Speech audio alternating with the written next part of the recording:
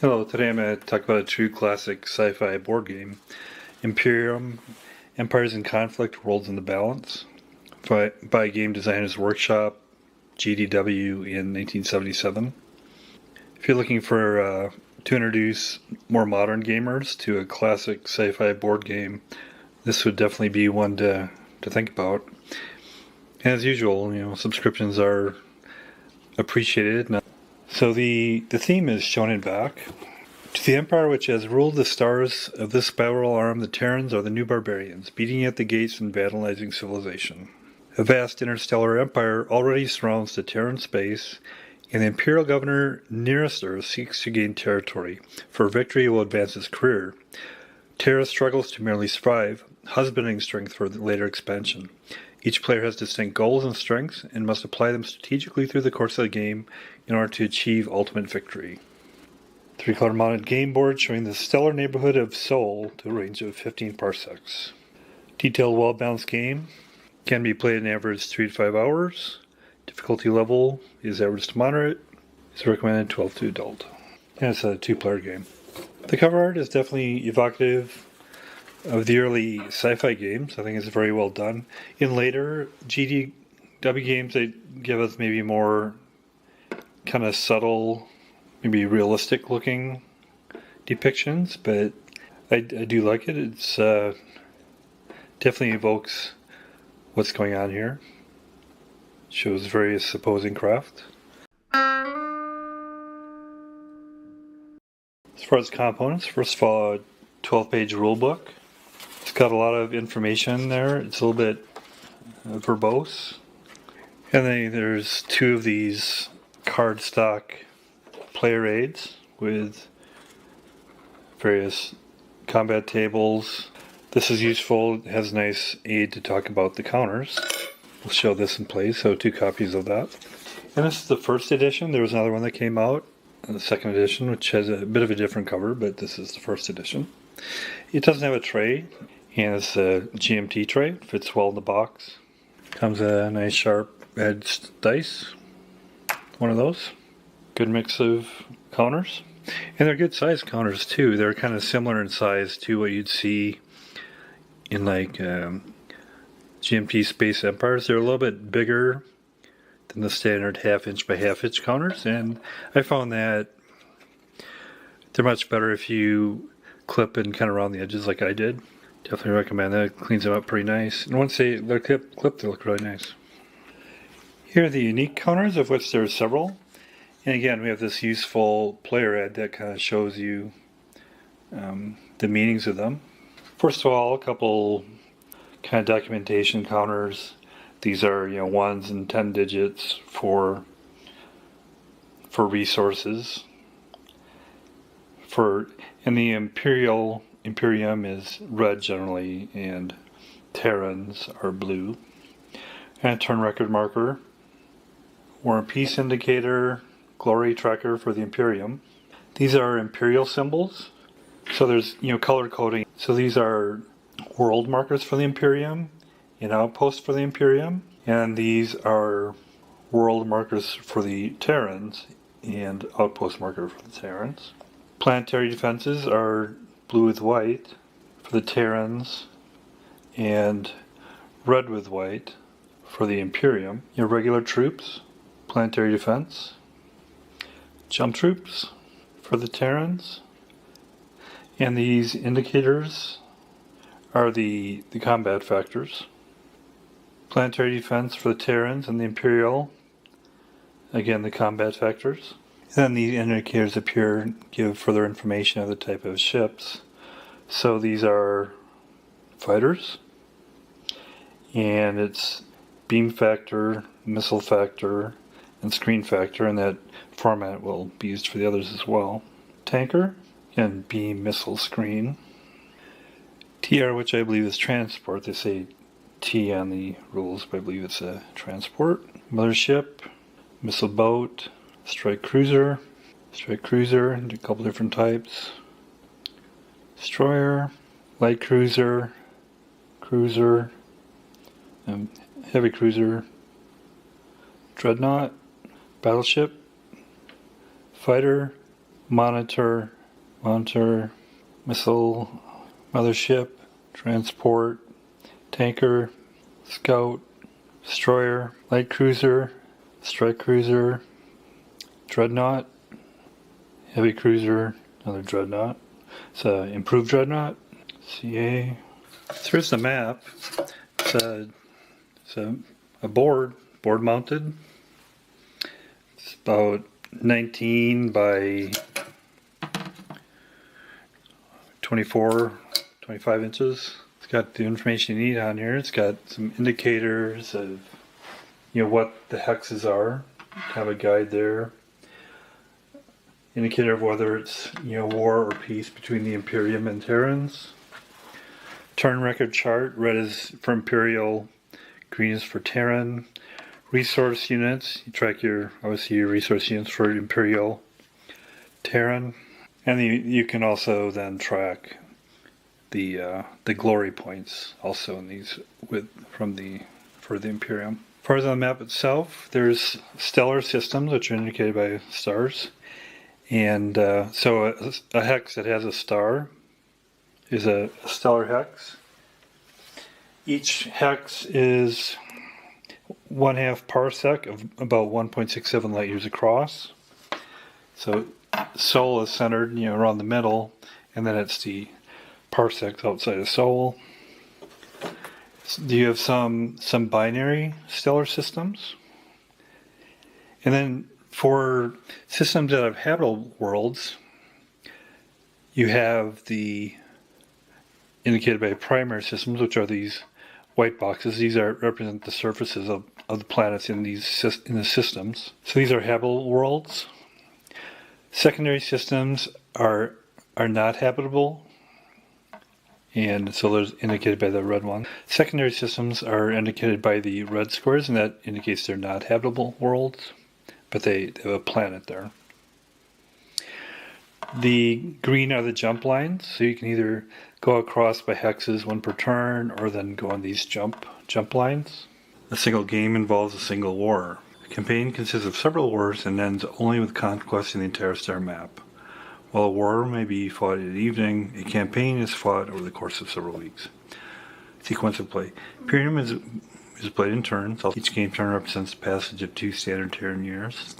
In the first game, the Terran player moves first. The following games, loser of the previous war moves first. 2-player turns constitute a game turn. Terran player turn, Terran maintenance and production, Terran first movement, Terran first combat, space combat, planetary surface, space interaction subphase, surface combat. Imperial reaction movement phase, Imperial reaction combat phase, space combat, planetary surface, space interaction, surface combat, Terran second movement phase, Terran second combat phase, space combat, planetary surface, space interaction, surface combat subphase. Imperial player turn. Imperial maintenance production phase, Imperial first movement phase, Imperial first combat phase, space combat, planetary surface, space interaction, surface combat, Terran reaction movement phase, Terran reaction combat phase, space combat, planetary surface, space interaction, surface combat, Imperial second movement phase, Imperial second combat phase, space combat, planetary surface, space interaction, surface combat. Design credits, Mark Miller, and the additional team shown here. So initial setup then, it goes by, as discussed in starting the First War. The First Interstellar War begins in AD 2113. The continuing territorial frictions between the Imperium and the small but growing Terran Confederation finally brings a small section of the galaxy to the verge of war. Terra, the Terran player, receives the forces noted in the Terran forces list as initial forces. World markers must be placed as noted, as must outposts. 3 in-place outposts may be used during the play as the Terran player sees fit. The remaining forces may be placed at any friendly worlds or outposts. The Terran player sets up first and has the first player turn. Terran forces list, worlds at Sol, Alpha Centauri A and Alpha Centauri B. Outposts at Junction, Bernard Star, Proxima Centauri, and then 3 unplaced outposts to be used later. Planetary defense markers 2, monitors 1, missile boats 1, scouts 6, destroyers 2, light cruisers 1, transport 6, regular troops 2, jump troops 1. So I tried to put put the monitor here in the perimeter for this outpost, have troops kind of at the home world, have some defensive spaceships amongst the worlds. There's few enough worlds and outposts I'm able to kind of populate those. And then the Imperium. The Imperial player receives the forces noted in the Imperial forces list. So here, world markers must be placed as noted in Dengur, Yashida, and Ishkur. 7 outposts are then placed in the systems. After placement of the outposts, the remaining 3 world markers are placed. Care must be taken that all Imperial outposts and worlds are connected. The remaining forces may be placed in any friendly systems. So the other worlds are Nasku, Telsati, and Epsilon Erdani. And then the outposts connecting them are Shala, Sagisi, Shulgi, Shulgith, Altmai, Arki Kalma, Sharupak. And they connect the routes. And then the Imperial forces, 3 planetary defense markers, 1 monitor, 2 scouts, 4 destroyers, 2 light cruisers, 1 heavy cruiser, 1 tanker, 4 transports, 3 regular troops, 1 jump troops. I found it difficult to be able to adequately cover all of them since they have more systems. So I put troops where I could, and then the others I try to put planetary defenses mainly on kind of the main home worlds. And then I dispersed the various spacecraft in defensive positions to protect the worlds as well. There's a tanker I got up here. Got some transports ready to go. So, it seems like I said, the Imperium's got more worlds, but their kind of forces are kind of more dispersed. So, and the glory marker starts at 5. So then we'll get into play. So starting the first turn here, in the first phase we're in the Terran player turn, the Terran maintenance and production phase. So first of all, we collect resources, and to do that, if we have connected worlds, it's 8 resource units, and we have 3 of those. If there's connected outposts, we get 1 resource unit, and we have 3 of those. So a total of 27 RU. Maintenance. So there's civilized maintenance, and then there's frontier maintenance. So civilized, you just pay the cost, and then frontier, you randomly determine if they're disrupted. First of all, Terran, we have in the worlds, which are Sol and A and B Alpha Centauri, we have 6 transports, 2 destroyers, 2 scouts. Transports are 1 RU each, destroyers are 2, scouts are 1, so a total of 12 RU. This will indicate that. And then, so the frontier, we have a few on the outposts, and we roll for those. You have to roll the maintenance score or higher to be okay. And for scouts and missile boats, the maintenance value is 1. So it can be worse of that if you go to ones that aren't in a friendly situation. But for our purposes, we would automatically get that, so we won't roll for that. But then we have a light cruiser here, and we would need to roll a 3 or better for that not to be disrupted. And we're okay, it's not disrupted. And then we have a monitor, which is a value of 3, and we need to roll 3 or better for that to be okay. But we don't, so that's disrupted. And you indicate that by flipping it over. And then we'll have to be successful another time for that not to be disrupted. And then we're also going to produce some units. So we have 15 left, and I kind of indicate it all here. And it shows the costs for different protections here. Going to buy 1 destroyer and 2 regular troops. For the destroyer, it's 3, and then we put that on the next turn, so it'll come into play in that turn. Regular troops, they cost 2 each, so it's a total of 4. So actually it's a total of 7 for all of that. We draw the troops randomly from the mix because they have different combat values. So we'll draw 1, draw another. So those will come into play the next turn as well. And then we take out the cost for that. And that's that phase. So doing the first movement phase, I'm going to go and start trying to make this an outpost. So I'll bring cruise over here. This transport has regular troops on it, so I'll be jumping here as well. I'll bring the scout over as well to give them more support. That's the only movement I'll do currently. Then planetary surface interaction, so the troop will be unloaded from the transport. And then surface combat subphase, there's no surface combat. Then we get into the Imperial reaction movement phase. In the reaction movement phase, starships transporting cargoes may embark or disembark cargo, but not both. And then also there's no Imperial reaction phase, since those aren't involved in that. Then we go to the Terran second movement phase. And the only thing I'll do there,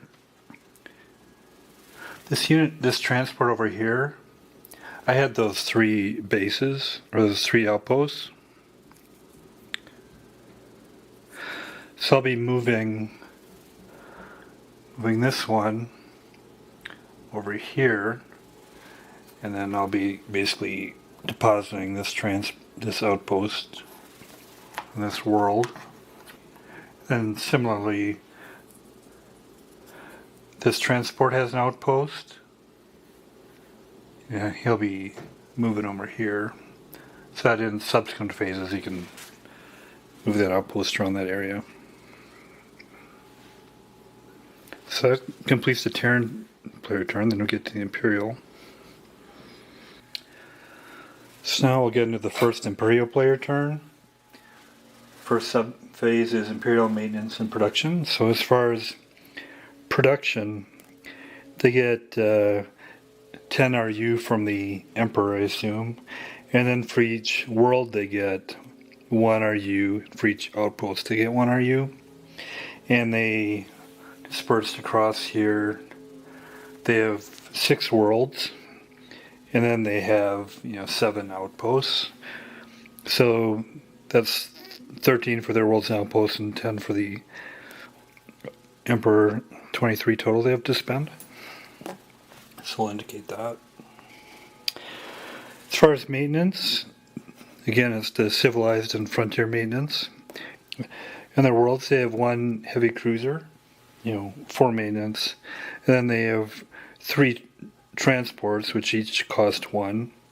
And then 2 destroyers, which each cost 2, so a total of 11. So we'll reduce that from the Royal Treasury.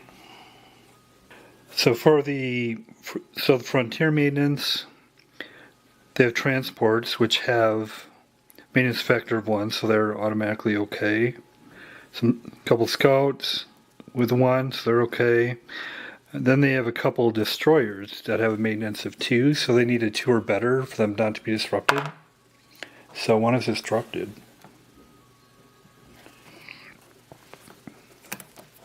The other one's okay. Light cruiser, which needs 3 or better. It's okay. It's not disrupted. A monitor needs 3 or better. He's disrupted. As far as production, they're pretty slim on having troops on their world, so they're going to purchase some troops. The regular troops cost 2 each, they're going to need 4 of those. So they'll deduct that. Randomly draw 4 units from the regular troops.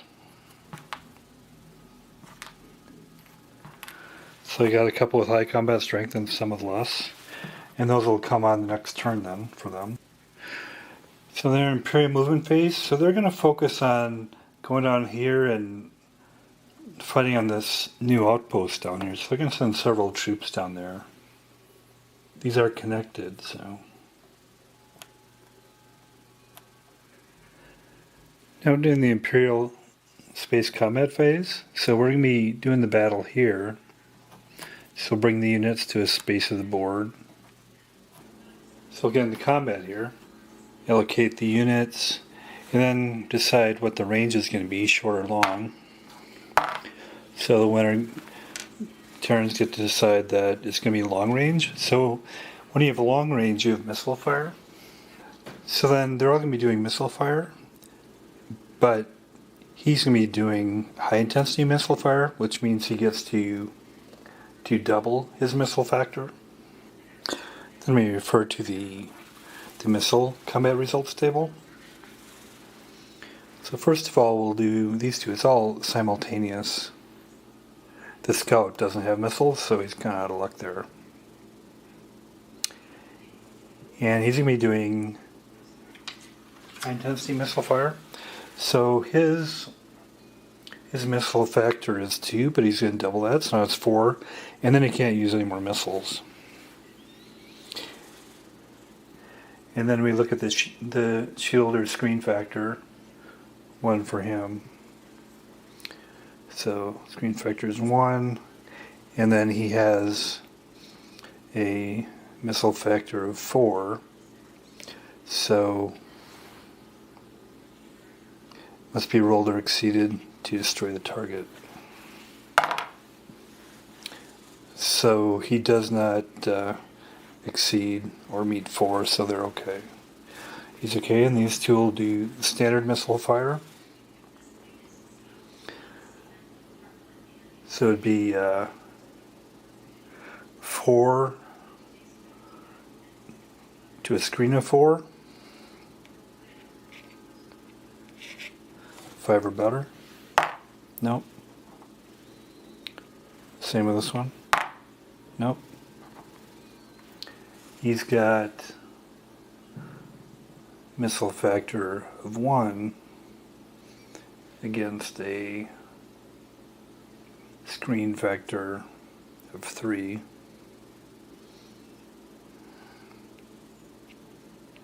So he needs a 6 or better. Oh, he's successful. Somewhat lucky. Next round. Figure out who gets to choose the range. Again, the Terrans get to choose, and they're going to go to short range now. In short range combat, you have a couple more options. You can do beams, or you can do missiles, but missiles are only at half power. And here, it's pretty straightforward because he doesn't have any missiles left, and he doesn't have missiles anyway. So then we look at the beam factor. 2 versus a shield of 1. 3 or better? Nope. Beam factor 2 versus a shield of 2. 4 better? Nope. Here 2 to 4.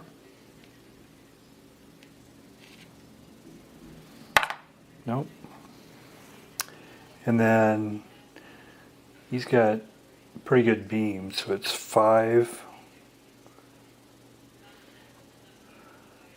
to 3.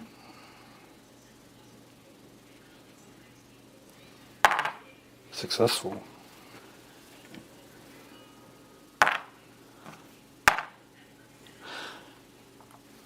Then we're staying at short range. At short range, the options are beam fire. They can still do missile fire, but their missile factor is reduced by half, and he's out of missiles. He doesn't use missiles. He's only out of 1, so they don't have a lot of missiles going on there, but that would be another. Another would be a suicide attack, but that would allow the other person to get fire, and He's got 2 to take out, and these 2 think they can do him, so they'll stick with beam fire. Again, it's 2 to 1.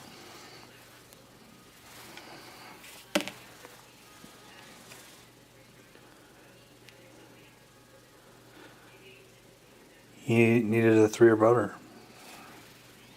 Takes him out, although he'll get a chance to fire yet.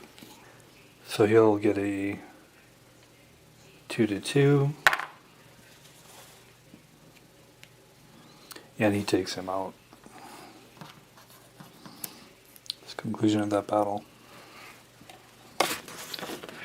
That's just a little snapshot to give you a sense of it. Then the remaining phases would be if the Imperial still units, though, he could potentially bombard the system, but he doesn't. But there's planetary surface interaction, surface combat, then the Terran reaction movement, or if they chose one stacked do reaction, they could. Terran reaction combat, Imperial second movement, Imperial second combat, with space combat, planetary surface, space, surface combat, some phase. Hopefully at least that'll give you a sense, a bit of it. That's Imperium from Game Designer's Workshop, or GDW, 1977. You know, they started a lot of the concepts for board games, so I really appreciate that. And it holds up really well. Like I said, when I clip the counters, they actually work really well.